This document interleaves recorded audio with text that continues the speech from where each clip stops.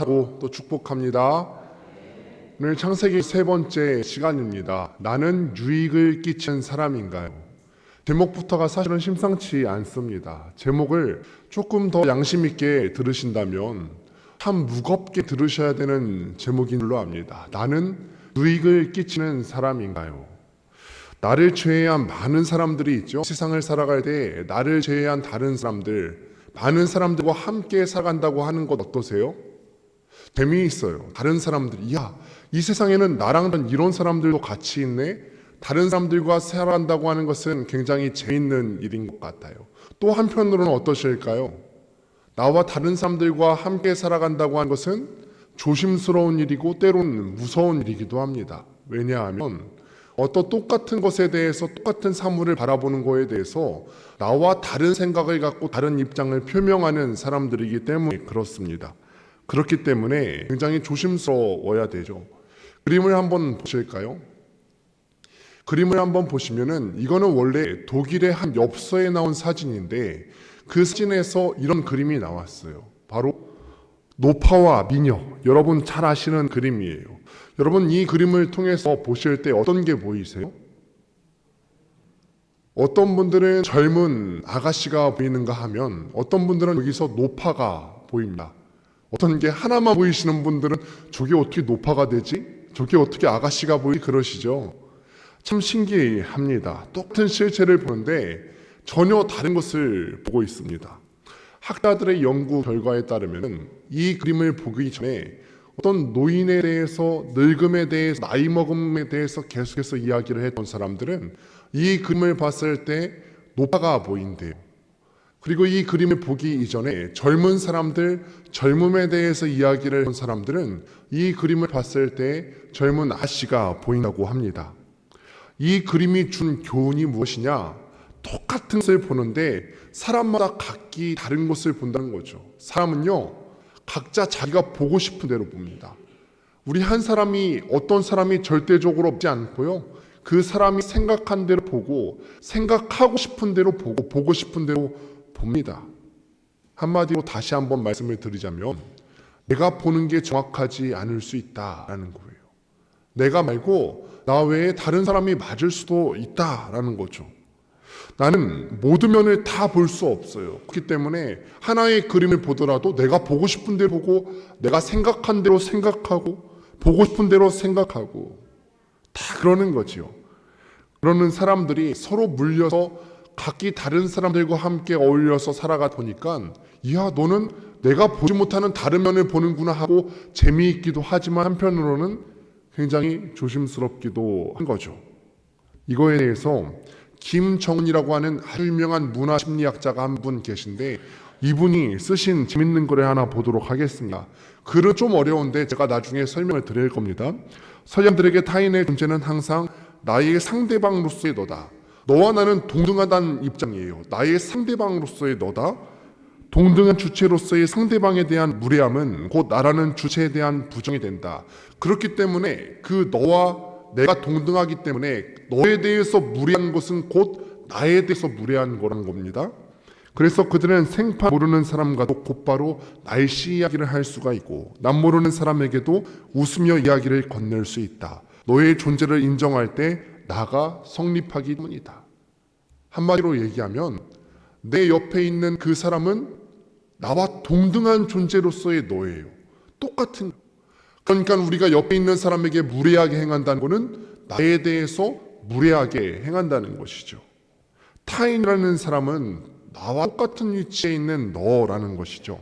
나와 너는 똑같은 위치에 있기 때문에 상대에게 무례한 사람은 나에 대해서도 무례한 사람이다. 이런 사람이 되어서는 안 된다라는 얘기죠.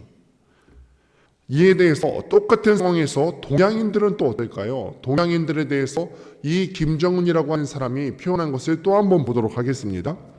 한국인의 상호작용의 양상은 사뭇 다르다. 나와 너의 상호작용이 서구인처럼 곧바로 성립되는 것이 아니다. 나와 너라는 상호 주체의 만남은 무엇보다 먼저 우리와 남이라는 경계선을 넘어야만 가능하다. 한국인들에게 나와 너라는 주체적 상호작용은 우리가 성립되는 바로 그 순간부터 이루어진다는 이야기다. 서양 사람들은 다시 한번 설명을 드리면은 너는 나와 동등한 사람이다. 너를 내가 존중해. 이게 되는데요. 한국 사람들은 맨 먼저 무엇을 가르죠? 우리 일을 갈라요. 내 편, 내 거, 우리. 너는 나는 같은 지역이야. 우리 충청도 사람, 우리 천안 사람. 너 어디 팬이야? 한화 이글스 팬이야. 우리 갈라요. 편을 갈라요. 이 학자를 읽어보면 우리가 정말로 그래요. 의외로 서양 사람들보다 다른 사람들보다 팔을 많이 나누고 당을 많이 나누어 삽니다. 팔을 만드는 거, 모임 만드는 거 정말 좋아합니다. 어느 학교 출신 모임, 어느 군대 출신 모임도 있더라고요. 어느 군대 출신 모임, 어느 지역 출신 모임, 별거 다 만들어 놓고서 이 안에 한계를 정했고 여기까지 들어오면 너는 우리고 그 외에는 다른 사람이다. 이렇게 메타적이게 되어버립니다. 오늘 성경에도 본문에도 이런 내용이 나오죠. 이거는 어떤 특정한 한두 사람의 문제가 아니라 보편적으로 우리 인간이 가지고 있는 한 모습일 수 있겠다라고 생각이 되어져요. 오늘 본문을 보시면은 라헬이 요셉을 낳은 이야기로부터 시작됩니다. 라헬을 통해서 야곱이 요셉을 낳았는데 요셉은 야곱의 11번째 아들입니다. 그렇게 오랫동안 봉사하고 라헬을 위해서 결혼을 위해서 7년 동안 수고했고 라헬과 결혼한 이후에도 7년 동안 또 이 야곱이 봉사했어요. 그동안에 11명의 아들과 딸 하나를 낳게 되었습니다. 오늘 보니까 본문에 보니까 이 야곱이 라헬을 통해서 요셉을 낳을 때쯤 되었을 때 야곱의 마음 가운데 드는 생각 하나가 있었는데 내가 이제는 고향 땅으로 돌아가 보고 싶겠다. 그렇죠. 우리는 다 고향으로 가보고 싶은 마음이 있죠. 그래서 명절 때 보면은 그렇게 길이 막혀도 고향 땅으로 가보고 싶어 하는 거 아니겠습니까? 그런데 이 야곱의 마음속을 조금 더 면밀하게 살펴보다 보면은 단순하게 고향 땅에 가는 것 이상으로 내가 이제는 내 가문을 뭔가 좀 한번 잃어보고 싶다. 내 집안을 한번 잃어보고 싶다. 이런 마음이 있었나 봐요. 그렇겠죠? 이미 야곱이 라반 집에 도착했을 때 나이가 75세예요. 이미 나이가 들었고 지금은 시간이 더 흘러서 지금 나이가 10년 동안 봉사를 했고 11명의 아들도 낳았고 딸도 하나를 두었어요. 그러니 야곱의 마음 가운데 왜 그런 마음이 없었겠어요? 나도 이제는 번듯한 우리 가문을 좀 한번 일으켜보고 싶다. 우리 집안을 한번 일으켜보고 싶겠다. 왜 없겠습니까? 그 사이에 아내가 넷이 되고 아들이 11가 되고 딸까지 있는데 이제는 내가 독립해서 내 집안을 좀 잃어보고 싶겠다. 이 생각이 나쁜 생각은 아니죠. 야곱이 그렇게 외삼촌에게 부탁했더니 외삼촌도 이 야곱의 요청에 흔쾌히 동의합니다. 내가 너로 말미암아 내게 복 주신 줄을 내가 깨달았노니. 라반이 지금 이 말씀이 정말 중요한 말씀이에요. 여호와께서 너로 말미암아서 내가 복 주셨음을 깨닫는다. 여러분, 전 이 문장 대할 때 참 무서운 마음이 들어요. 여호와께서 너로 말미암아서 내게 복 주셨음을 내가 깨닫는다. 야곱 같은 사람이 축복의 통로가 되었어요. 그렇죠? 우리가 알기에 야곱은 어떤 사람이죠? 반치광이잖아요. 반치광. 부정직하게 살았고 남을 속이면서 살았고 형과 아버지를 속이면서까지 축복권을 강탈한 사람인데 하나님께서 이런 삶을 복의 통로가 되게 해주셨어요. 그런데 또 하나 두려운 것이 있죠. 우리는 야곱의 인생을 돌아볼 때 야곱을 참 많이 정죄했어요. 야, 내가 그래도 인생을 아무리 속였거니 내가 야곱과 같이 속이진 않았었는데 나는 그래도 야곱보다는 좀 나은 사람 아닌가? 야곱을 얼마나 정죄했습니까? 반치광이라고 얼마나 반대하고 정죄했어요. 그런데 우리가 한번 정직하게 한번 돌아보실까요? 나는 이 반치광 야곱보다 이 야곱은 그래도 하나님께서 축복의 통로로 쓰임 받았는데 나는 이 반치광 야곱보다 더 축복의 통로로 쓰임 받고 있는가? 정작 나는 다른 사람을 정죄하면서 그 사람이 다른 사람에게 복이 되는 것 이상으로 나도 다른 사람에게 복이 되는 행동을 하는가?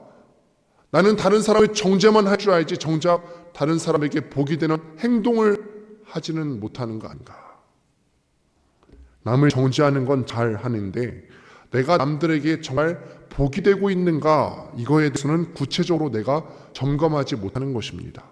이거는 우리가 정말로 같이 고민해야 되는 문제 아닐까요? 우리가 말씀 볼 때 이 말씀을 문자적으로만 보시 아니라 말씀 볼 때 내 양심을 후리치면서 내가 이대로 살지 못하는 거 있지 않은가 문제 점검을 해보셔야 되지 않을까. 우리 모든 그리스도인들은 다 하나님 더 축복의 통로로 불러주신 줄을 믿습니다. 그렇게 불러주셨습니다. 하나님이라고 하는 어떤 절대 복을 소유한 사람들, 우리에게 복은 무엇이냐면 물질을 많이 가졌다고 복이 되는 것이 아니라 하나님 자체가 우리에게 복이 되어주시는데, 그 하나님을 소유한 사람들로서 세상에 가서 복을 전하는 사람들로서 우리가 부름을 받았어요. 그러니까 우리는 오늘 이 구절을 보면서 반드시 한 가지 결단하셔야 돼요. 하나님, 내가 하나님이라고 하는 절대 복을 소유한 사람들로서 내 가정의 복의 통로가 되겠습니다. 내 직장의 복의 통로가 되겠습니다. 내 학교와 내가 몸담고 살아가고 있는 이 사회 내에서 복의 통로가 되겠습니다. 누가요? 내가요. 내가 그렇게 해야 된다는 거죠. 내 복을 누리는 사람들이 나에게 와서 이런 말을 하셔야 돼요. 내가 너를 통해서 하나님께 복 받았음을 알겠다. 직장에 있는 사람들이 우리 예수 믿는 거 다 알 거 아닙니까? 그런데 우리를 보시고 내가 너를 통하여서 하나님께 복 받았어, 이런 말 다 듣게 되시기를 주님의 이름으로 축원드립니다. 이 지점에서 제가 여러분들께 또 한 가지 묻고 싶은 것이 있습니다. 진짜 다른 사람에게 복이 되기를 원하십니까?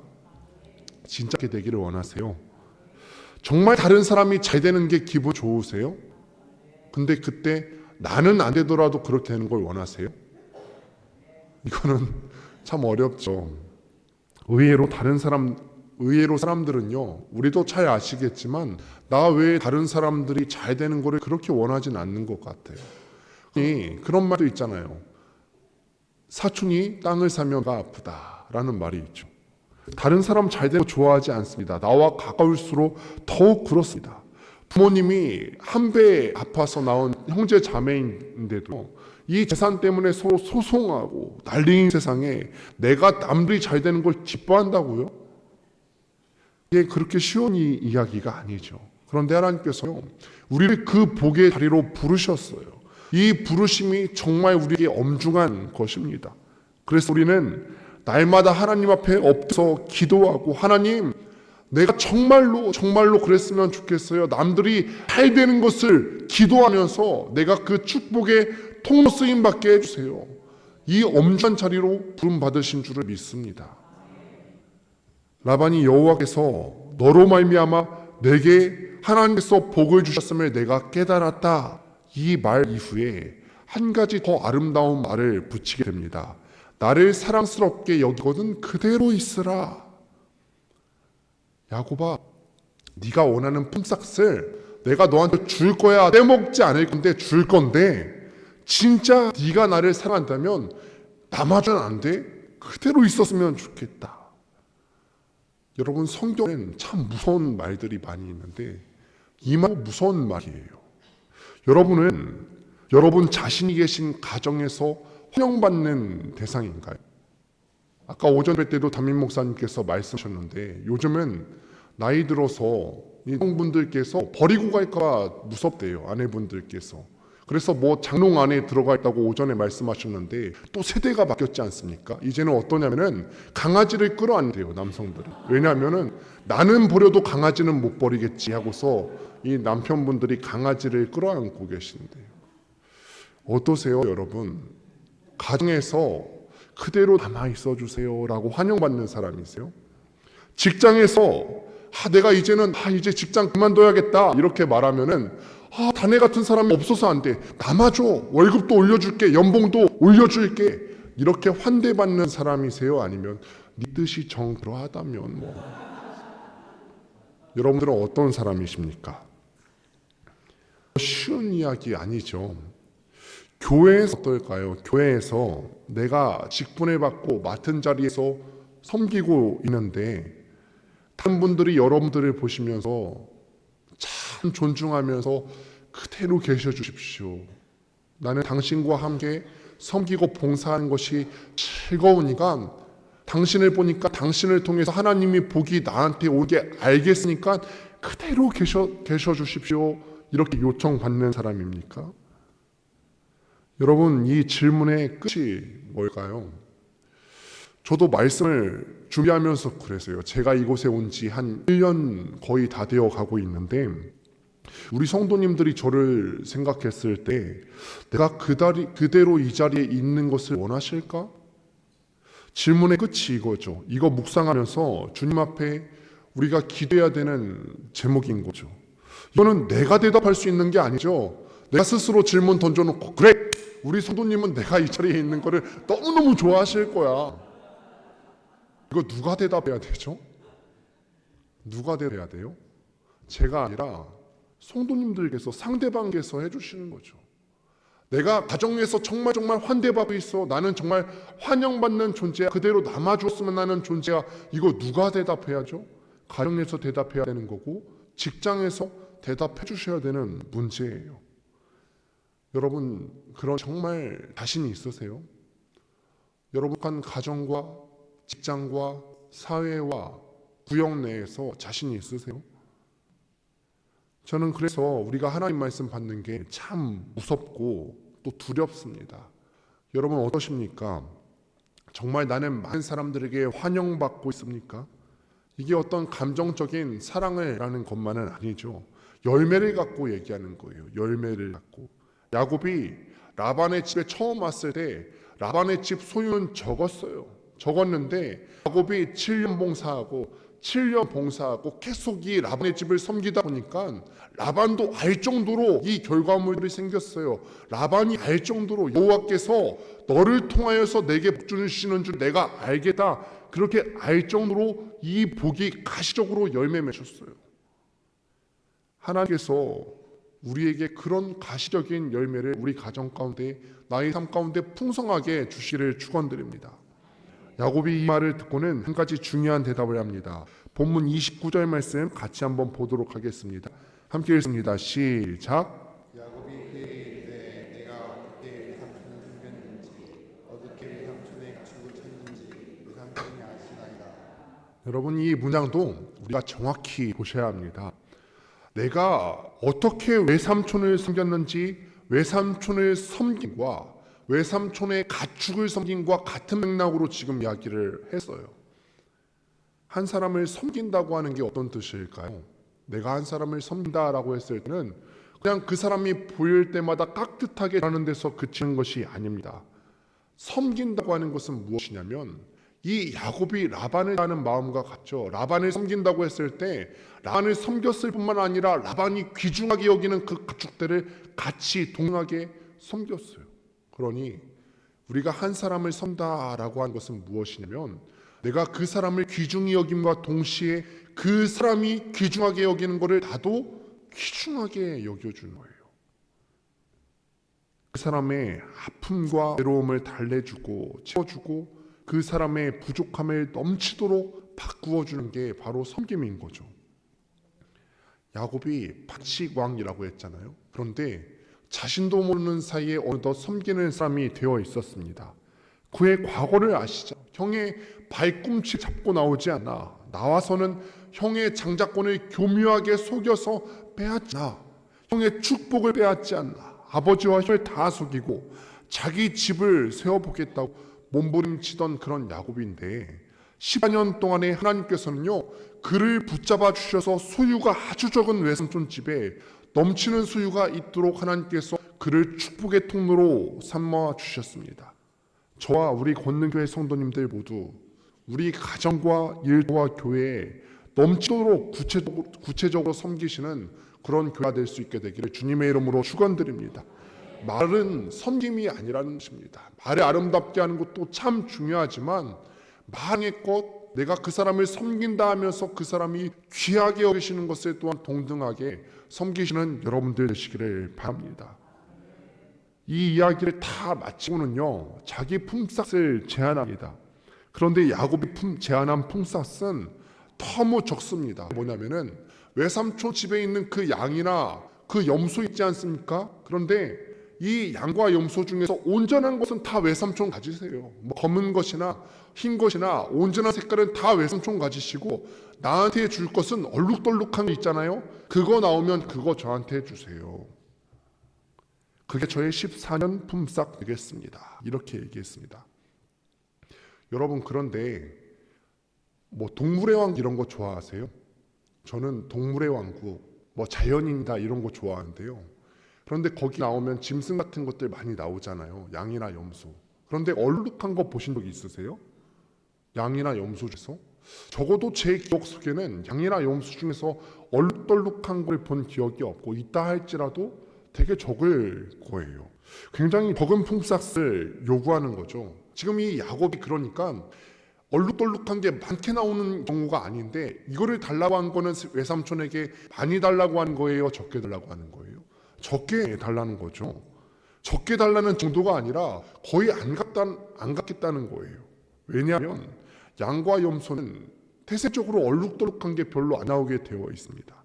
그런데 야곱은 그 몇 마리 안 되는 것만 달라고 하는 거죠.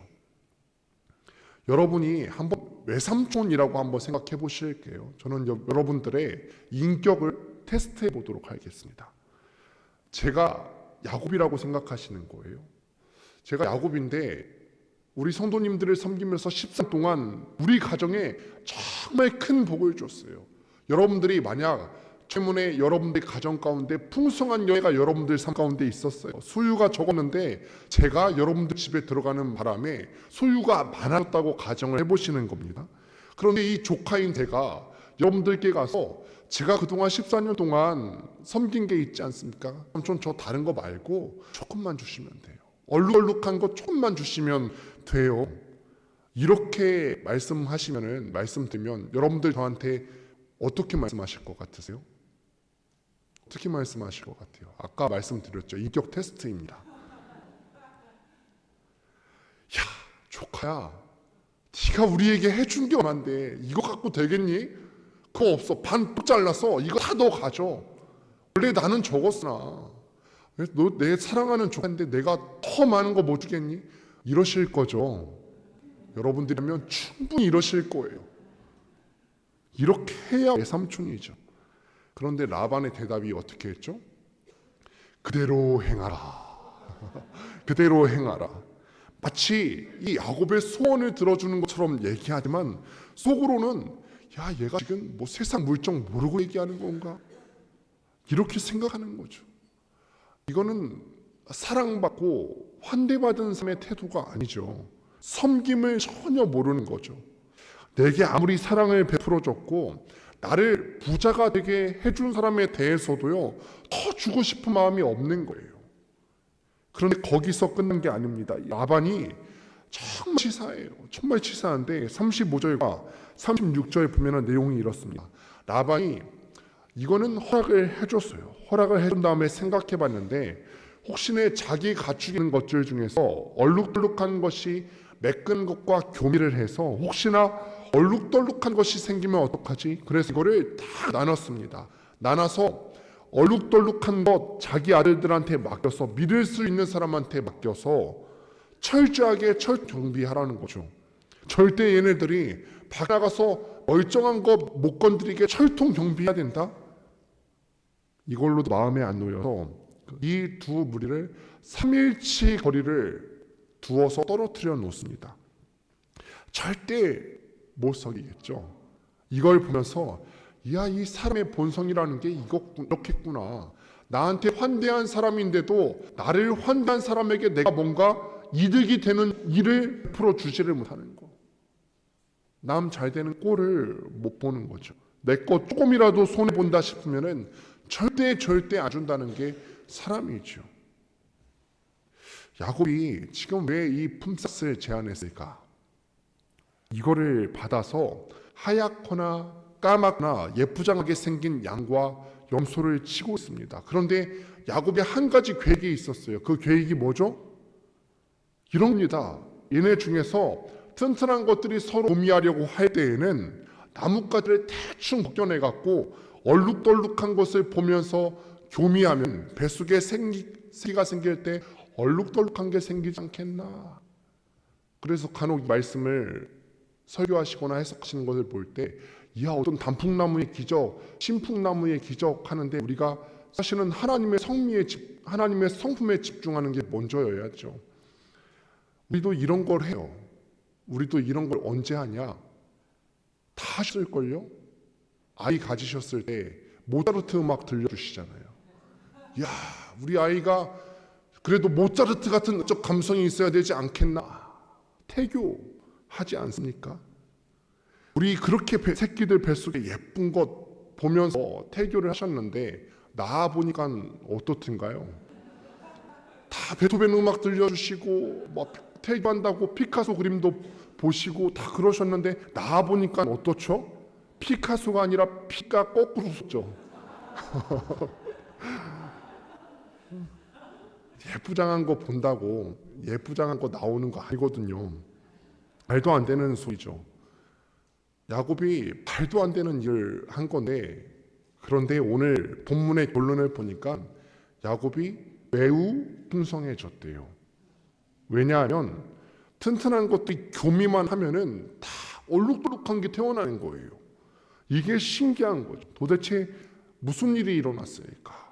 더구나 여기서 매우 풍성하다라고 하는 이 말을 히브리어로 보면 매우라고 하는 말이 메오드라고 하는 뜻인데, 매우 풍성해졌다. 원래 원어 보면은 이게 2번 반복돼요. 매우드 풍성해졌다. 풍성해졌는데 야곱의 소유가 얼룩덜룩한 게 매우 많아졌다. 이 말도 안 되는 행동을 하는 고백에 이 결과가 어떻게 생겼냐면 매우 풍성하게 재산이 많아졌습니다. 정말 이 정상적인 것들이 교미할 때 대충 이 나뭇가지 벗겨 얼룩덜룩한 거 봤기 때문에 그런 일이 일어난 거예요? 아니에요. 야곱은 자기 스스로 살아보려고 자기 지혜로 그런 마술적인 행동을 한 거죠. 우리는 그것 때문에 새끼가 그렇게 나오는 게 아니라는 걸 압니다. 야곱 자신대로 그냥 노력한 것뿐이고 하나님은 그 순간에 하나님대로 일하고 계셨던 거죠. 야곱이 뭔가 인간적인 노력으로 그 껍질 얼룩덜룩한 거 만들어 놓고 그거 보라고 해서 야곱이 풍성해진 것이 아니라 하나님께서 그렇게 행동하는 야곱을 보시고 긍휼하게 여기셔서 오직 하나님의 긍휼하심에 따라서 그렇게 야곱이 풍성해졌음을 믿으시기를 바랍니다. 전능자께서 늘 속이다가 지금 속임 당하고 있는 이 야곱을 봤을 때 너무 불쌍해서 야곱이 뭔가 얼룩덜룩한 것까지 만들어서 그렇게 된 것이 아니라 오직 하나님의 긍휼히 여기는 그 마음을 따라서 야곱이 풍성하게 된 거죠. 그리고 하나님께서 약속하셨잖아요.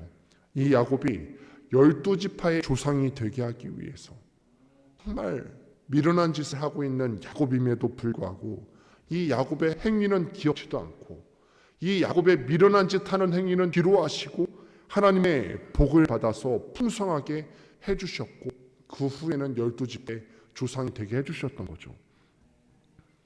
우리가 이런 하나님을 보실 때 그래서 두려워하셔야 되는 거죠. 내가 하나님 앞에 이 자리에 있는 거는 내가 공의롭고 뭔가 착하게 살았기 때문에 이 자리에 있는 것이 아니라 내가 공의롭고 정의로워서 성도로 있는 거 아니고 어떻게든 이 힘든 인생 중에 살아보겠다고 발악을 하는 와중에 나는 그런 가당치도 않은 짓을 하고 있지만 그 순간에 하나님께서는 나를 위해 다른 일을 하나님 당신 뜻대로 행하고 계셨던 거죠. 나는 어떻게든 내가 살아보다고 미련한 일들을 계속해서 하는데 하나님은 하나님대로 일하고 계셨던 거예요. 그렇기 때문에 우리가 이 자리에 있을 수 있는 거죠. 이 글을 지금 모세가 쓰고 있습니다. 출애굽 이스라엘 사람들이 출애굽을 했는데 이 미련하고 늘 어리석은 일을 하는 이스라엘 사람들이 이 가나안 땅의 주인이 될 수 있겠습니까? 수 있죠. 야곱도 이 미련한 일을 계속해 하나님의 긍휼하심을 힘입어서 하나님께서 그에게 축복하셨던 것처럼 이스라엘 사람들은 출애굽해서 미련한 짓 계속하고 계속해서 불순종했지만 이스라엘 백성들 때문이 아니라 이스라엘 사람들을 긍휼히 여기시는 하나님 때문에 가나안의 주인이 될 줄로 믿습니다. 그렇게 오랫동안 노예 생활하면서 전쟁 연습 한번 해보지 못한 이스라엘 백성들이 가나안 땅에 들어갈 수나 있겠습니까? 그런데 하나님이 하실 겁니다. 그들을 불러내신 하나님이, 약속하신 하나님이 그의 인생을 책임지시고 가나안의 주인이 되게 하실 줄을 믿습니다. 이 본문을 묵상하다가 이런 생각이 날 수밖에 없는 거죠. 저를 위해서 기도하시는 분들이 생각이 날 수밖에 없지요. 저를 위해서 기도하시는 분들이 참 많습니다. 우리 성도님들께서도 저를 위해서 간절하게 기도해 주시는 줄 압니다. 양가 부모님들께서도 저를 위해서 밤낮 기도하고 계시고, 제가 그동안 사역하면서 여러 교회를 또 지나왔는데 스승 목사님들께서도 늘 연락을 주고받으면 항상 기도해 주신다고 하세요. 저는 이런 사람이죠. 그냥 얼룩덜룩한 막대기 하나 놓고, 내가 지금 살 게 없어서 이거라도 해야 되지 않겠나, 지푸라기라도 잡는 심정으로 이거 하고 있지만 참 제 살 길 찾느냐 몸부림하는 것뿐이지만, 저를 위해서 눈물로 기도해 주시는 분들 때문에, 그분들의 기도를 도구로 사용하신 그 하나님의 전능하시고 사랑 넘치시는 섭리 때문에 그나마 여기에 있는 거 아닐까. 그나마 여러분들을 위해서 기도해 주시는 그분들 때문에, 또 그분들을 도구로 사용하시는 그 하나님의 섭리 때문에 우리가 부족하지만 다 여기에 있는 거 아니겠습니까? 어디 우리뿐일까요? 하나님께서 사랑하시는 모든 백성들을 그들이 얼마나 잘했는가, 얼마나 지혜롭게 행했는가, 그렇지 못했는가가 아니라 그들을 사랑으로 봐주시고 소명하시고 그 소명을 이루시기까지 그들에게 복 주시는 하나님 때문에, 내가 얼마나 지혜롭게 인생을 살았는가 그 때문이 아니라 나를 긍휼히 여기시는 하나님 때문에 우리가 이 자리까지 있는 줄을 믿습니다. 말씀을 맺습니다. 그러니까 우리의 마음에 결단하십시오. 가정에서든 일터에서든 교회에서든, 주님, 나는 못난 사람이지만 나는 고작 할 수 있는 일이라면 나뭇가지 하나 놓고 껍데기 상하는 그런 일밖에 못하는 못난 사람이지만 복으로 쓰임받게 해주십시오. 나 때문에 나의 가정 복받게 해주시고, 나 때문에 나의 직장 복받게 해주시고, 나 때문에 내가 몸담고 살아가는 모든 사회가 복받게 해주세요. 다른 사람들이 나를 보았을 때, 나를 보면서 하는 얘기가, 내가 너를 보니까 내가 복받는 이유겠소. 너를 통해서 내가 하나님으로 발미암아 내가 지금 복받고 있는 거 보인다. 하나님, 이 작은 인생이지만 나를 그런 축복의 통로로 사용하여 주시옵소서. 그렇게 사용받는 여러분들 되시기를 주님의 이름으로 축원드립니다. 시간에 함께